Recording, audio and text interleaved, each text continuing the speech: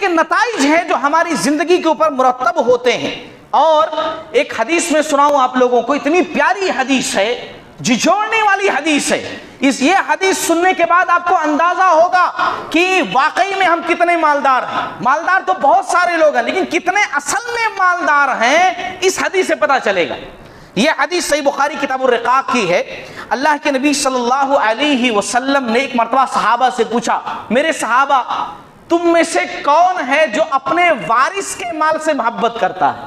وارث کا مطلب سمجھتے ہیں آپ لوگ؟ وارث کا مطلب جیسے میرے بعد میرا بیٹا میری جائیداد کا وارث ہوگا, ہے نا. وارث کون شخص ہے جو اپنے وارث کے مال سے محبت کرتا ہے؟ تو صحابہ کرام نے کہا کہ فی الوقت تو ہم میں سے ہر کوئی ایسا ہی ہے کہ اپنے مال سے محبت کرتا ہے. ابھی تو یہ ہمارا مال ہے نا, ہم اپنے مال سے محبت کرتے ہیں. وارث تو بات کی بات ہے, ہم میں سے ہر شخص اپنے مال سے محبت کرتا ہے. اللہ کے نبی صلی اللہ علیہ وسلم نے کہا کہ دیکھو, انسان کا اپنا مال تو وہ ہے کہ جو اس نے صدقہ و خیرات کر کے آخرت میں جمع کر دیا, اس کا اصلی مال وہ ہے. اور جو چھوڑ کر چلا گیا, جو پراپرٹی, جو جائیداد, جو بینک بیلنس سب کچھ کر کے گیا, وہ اس کا مال نہیں بلکہ اس کے وارث کا مال ہے. تو تم میں سے کون شخص ہے کہ جو اپنے وارث کے مال سے محبت کرتا ہے؟ اب ذرا سوچئے ہم کتنے مالدار ہیں. یہاں دنیا کے بارے میں سوچئے, کتنا آپ نے وہاں جمع کیا ہے وہ اندازہ لگائیے, کتنا مال آپ کا وہاں جمع, کیونکہ آپ کا اصلی مال وہی ہے. آپ یہاں چھوڑ کر کے جائیں گے وہ آپ کے وارث کا مال ہے, پھر اس کا لینا دینا رہے گا اس کے ساتھ. لیکن آپ کا کتنا مال ہے آخرت کے اکاؤنٹ کے اندر, وہ آپ کا اصلی مال ہے, اصلی مال. یہ بات ایک اور حدیث سے میں سمجھاؤں آپ لوگوں کو. بڑا مشہور واقعہ اللہ کے نبی صلی اللہ علیہ وسلم کی زندگی کا. اما عائشہ رضی اللہ تعالی عنہا کہتی ہیں, گھر میں ایک بکری ذبح ہوئی. بکری, اصحاب الصفہ دروازے کے پاس ہی رہتے تھے مسجد کے صحن میں, سب کو تقسیم کر دیا گیا. بکری کا صرف اگلا حصہ جو ہوتا دست اما عائشہ رضی اللہ تعالی عنہ نے رکھ لیا, کیونکہ آپ صلی اللہ علیہ وسلم کو بہت پسند تھا. رکھ لیا. آپ صلی اللہ علیہ وسلم باہر سے آئے, کہا بکری میں سے کچھ بچا ہے؟ تو کہا کہ نہیں کچھ نہیں بچا, بس دست ہی خالی بچا ہوا ہے, باقی سب ختم ہو گیا, میں نے تقسیم کر دیا, اصحاب صفہ تھے تو ان کو دے دیا سب, صرف اگلا حصہ ایک دست جو ہے بچا ہوا ہے آپ کے واسطے. اللہ کے نبی صلی اللہ علیہ وسلم نے کہا نہیں عائشہ ایسا مت کہو, دیکھو اس دست کو چھوڑ کر کے باقی سب بچا ہوا ہے, اس دست کو چھوڑ کر کے باقی سب بچا ہوا ہے, کیونکہ یہ تو ہم کھا لیں گے, یہ ختم ہو جائے گا, لیکن اصل جو بچا ہوا ہے وہ بچا ہوا ہے جو تم نے اصحاب صفہ کو دیا ہے, وہ اصل میں بچا ہوا ہے. تو ذرا سوچو کہ ہمارے پاس کتنا مال ہے, ہم نے اپنی زندگی کے اندر کتنا مال بچایا ہے.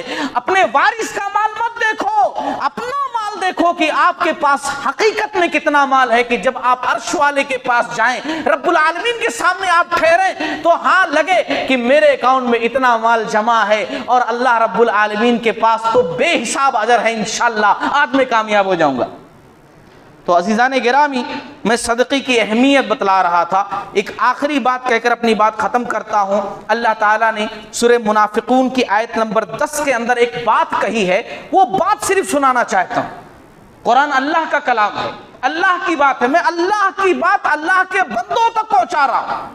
سنو اللہ کے بندو, اللہ ہمارا رب جس نے ہم کو پیدا کیا ہے, جس نے طاقت قوت توانائی دی ہے, جس نے مال ہم کو دیا ہے, حقیقت میں پوری دنیا اس کی ہے, وہ حاکم ہے, وہ بادشاہ ہے, وہ مالک ہے, اصل احکم الحاکمین وہی رب العالمین ہے. وہ ہم سے کہہ رہا, کیا کہہ رہا اللہ رب العالمین, وَأَنفِقُوا مِمَّا رَزَقْنَاكُم مِّن قَبْلِ أَن يَأْتِيَ أَحَدَكُمُ الْمَوْتُ فَيَقُولُ رَبِّي لَوْلَا أَخَّرْتَنِي إِلَىٰ أَجَلٍ قَرِيبٍ فَأَصَّدَّقَ وَأَكُن مِّنَ الصَّالِحِينَ. اے بندو, ہم نے جو کچھ تم کو دے رکھا ہے اس میں سے خرچ کرتے رہو, اس سے پہلے کہ جب تمہاری موت آنے لگے تب تم کہو اللہ تعالیٰ تھوڑی سی مہلت دے دے, میں اچھے کام کر لوں, میں صدقہ و خیرات کر لوں, میں فلاں اچھا کام کر لوں اور پھر اچھے لوگوں میں شامل ہو جاؤں, اللہ تھوڑا چانس دے دے. وہ وقت مت لاؤ, بلکہ ابھی تم جب بھی تمہیں موقع ملے اللہ کے راستے میں خرچ کرتے رہو جو اللہ نے تمہیں دے رکھا ہے.